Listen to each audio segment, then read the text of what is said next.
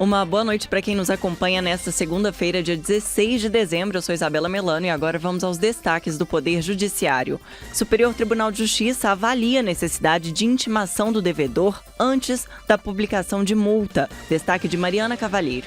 Com essa decisão, os processos que tratam do mesmo assunto, tanto nos tribunais de segunda instância quanto no STJ, estão suspensos até que haja uma definição. Supremo Tribunal Federal nega afastamento do ministro Alexandre de Moraes no inquérito do golpe do Estado. Presidente do STF, Luiz Roberto Barroso, fala sobre o impacto da revolução tecnológica e avanço da inteligência artificial. Destaque de Virgínia Alves. O ministro destacou os impactos da revolução tecnológica e das mudanças sociais no conceito de autonomia individual. E ainda, iniciativas de promoção da dignidade humana vão ser premiadas pelo Conselho Nacional de Justiça. Agora são 6 horas e 16 minutos, o Radar da Justiça está no ar. Rádio TJ Minas, Radar da Justiça. E o STF rejeitou o impedimento do ministro Alexandre de Moraes em investigações contra o ex-presidente Jair Bolsonaro. Quem traz as informações é o repórter Christian Costa. A maioria dos ministros do Supremo Tribunal Federal votou para rejeitar o recurso que pretendia afastar o ministro Alexandre de Moraes da relatoria do inquérito do golpe. O recurso partiu dos advogados do ex-presidente Bolsonaro. A defesa do ex-presidente recorreu ao plenário do STF com a intenção de derrubar a decisão individual do ministro Luiz Roberto Barroso, que em fevereiro deste ano negou o pedido feito pela defesa do ex-presidente para que Moraes fosse impedido de atuar no processo. O relator do caso, ministro Barroso, votou no sentido de rejeitar o recurso e foi acompanhado pelos seguintes membros da corte: Carmen Lúcia, Luiz Fux, Edson Fachin, Flávio Dino, Gilmar Mendes, Cristiano Zanin, Dias Toffoli e Nunes Marques. O único ministro que se posicionou de forma contrária ao relator foi André Mendonça. Ele se disse favorável ao recurso. A defesa de Bolsonaro alega que, pelas regras do Código de Processo Penal, o juiz não pode atuar no processo em que ele próprio for parte diretamente interessada. Entretanto, conforme Barroso, os crimes de abolição violenta do Estado Democrático de Direito e de tentativa de golpe não têm como vítima apenas uma pessoa, mas todo o país. No mês passado, Bolsonaro e mais 36 pessoas foram indiciadas pela Polícia Federal pela tentativa de golpe de Estado. Agência Rádio Web, produção e reportagem, Christian Costa. Em seminário internacional na Itália, o presidente do STF falou sobre autonomia e tecnologias digitais. Os detalhes com a repórter Virgínia Alves. O presidente do Supremo Tribunal Federal, ministro Luiz Roberto Barroso, esteve em Roma, na Itália, para participar da abertura do Seminário Internacional sobre Autonomia Privada na Contemporaneidade, realizado na Corte de Cassação. Barroso dividiu o painel inaugural com o professor Guido Alpa, da Universidade Sapienza, e Marcos Vinícius Furtado Coelho, da OAB.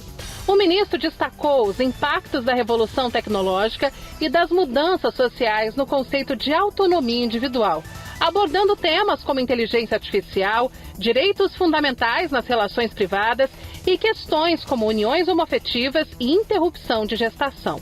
Barroso foi recebido pelo vice-presidente do Tribunal Constitucional da Itália, Giovanni Amoroso, com quem discutiu o papel das cortes na preservação da democracia em tempos de crise global. O ministro esteve na pré-estreia do filme Ainda Estou Aqui, de Walter Salles, em Roma.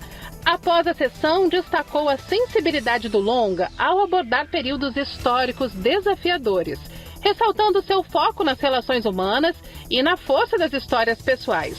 Barroso segue representando o Brasil em eventos que promovem o diálogo sobre direitos fundamentais e democracia no cenário internacional.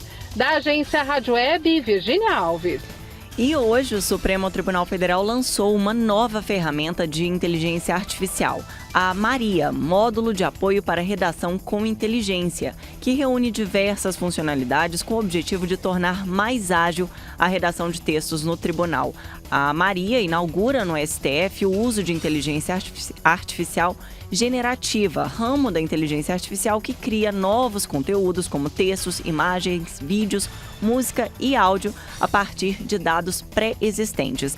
Nesse primeiro momento, a ferramenta vai contar com 3 funcionalidades: elaboração de resumos de votos, elaboração de relatórios em processos recursais e análise inicial de processos da classe de reclamações. Todas elas foram pensadas para auxiliar o trabalho de ministros, servidores e colaboradores no âmbito do tribunal. Por meio da Maria, vai ser possível resumir relatórios dos ministros em recursos extraordinários e também em recursos extraordinários com agravo com base em respostas a perguntas pré-definidas, todas disponíveis na própria plataforma.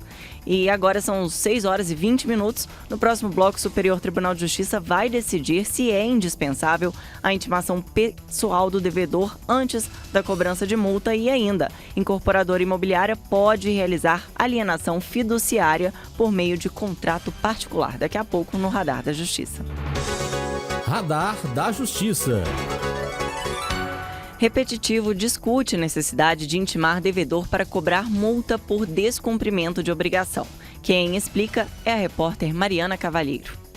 A Corte Especial do Superior Tribunal de Justiça decidiu analisar de forma conjunta uma questão importante. É preciso intimar pessoalmente o devedor antes de cobrar uma multa por descumprir uma obrigação? O tema, registrado como número 1296, será julgado pela ministra Nancy Andrighi, seguindo o rito dos chamados recursos repetitivos. Com essa decisão, os processos que tratam do mesmo assunto, tanto nos tribunais de segunda instância quanto no STJ, estão suspensos até que haja uma definição. Essa questão já foi discutida antes e, em 2009, resultou na súmula 410 do STJ. Porém, mudanças nas leis e a criação do Código de Processo Civil de 2015 reacenderam o debate. Segundo a ministra, a decisão é necessária para evitar interpretações diferentes nos tribunais. Além disso, o julgamento de termos repetitivos ajuda a economizar tempo e traz mais segurança jurídica, já que um único entendimento pode ser aplicado a vários processos iguais. No site do STJ, qualquer pessoa pode acessar informações sobre esse e outros temas discutidos, incluindo as decisões que serão tomadas e como elas afetam outros processos no país. Da agência Rádio Web, Mariana Cavalheiro.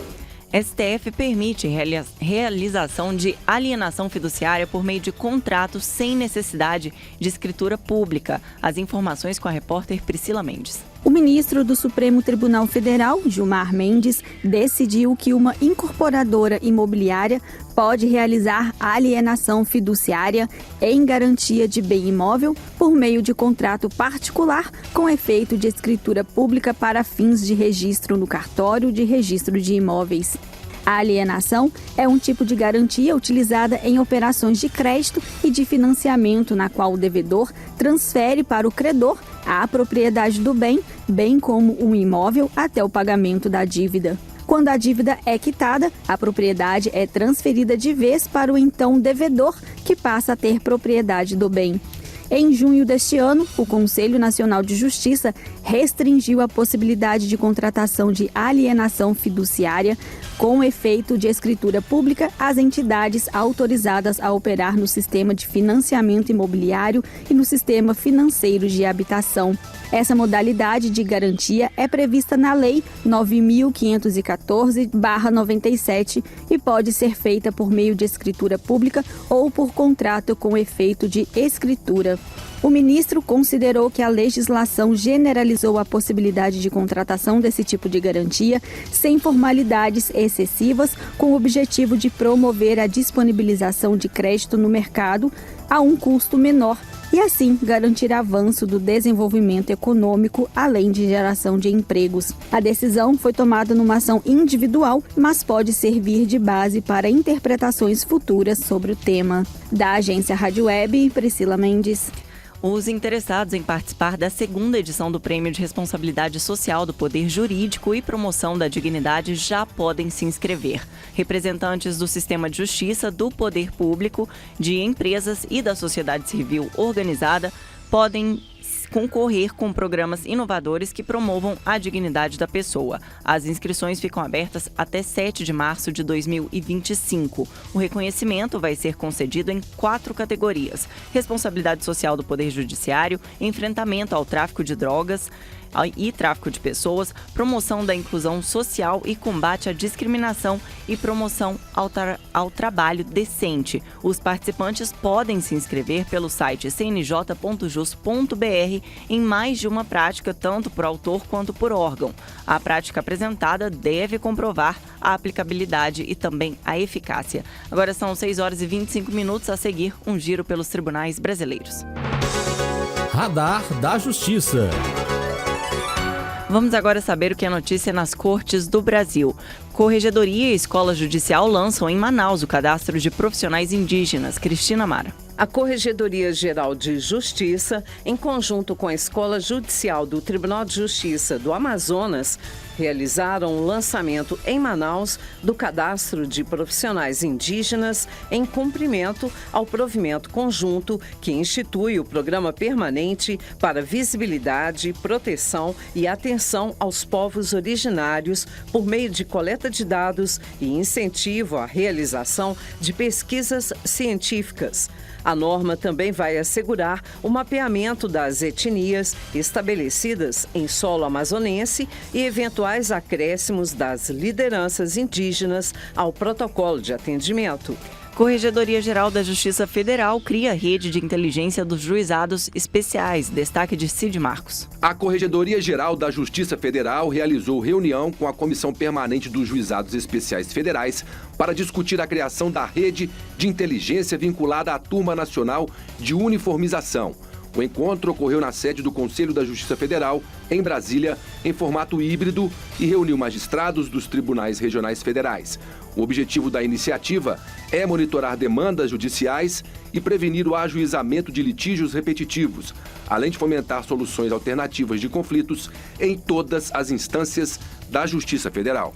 Tribunal Fluminense promove a primeira reunião do Comitê Estadual de Políticas Penais. Mércia Lívia. O Grupo de Monitoramento e Fiscalização do Sistema Carcerário promoveu a primeira reunião do Comitê Estadual de Políticas Penais do Rio de Janeiro, no Tribunal de Justiça do Estado do Rio de Janeiro, para debater sobre o plano de ação do Grupo Interinstitucional, que tem como objetivo ser instância de governança para atuar na implementação do Plano Estadual de enfrentamento ao estado de coisas inconstitucional do sistema penitenciário e de fortalecer as políticas e os serviços penais por meio da atuação cooperativa dos integrantes e dos órgãos, instituições e entidades que representam.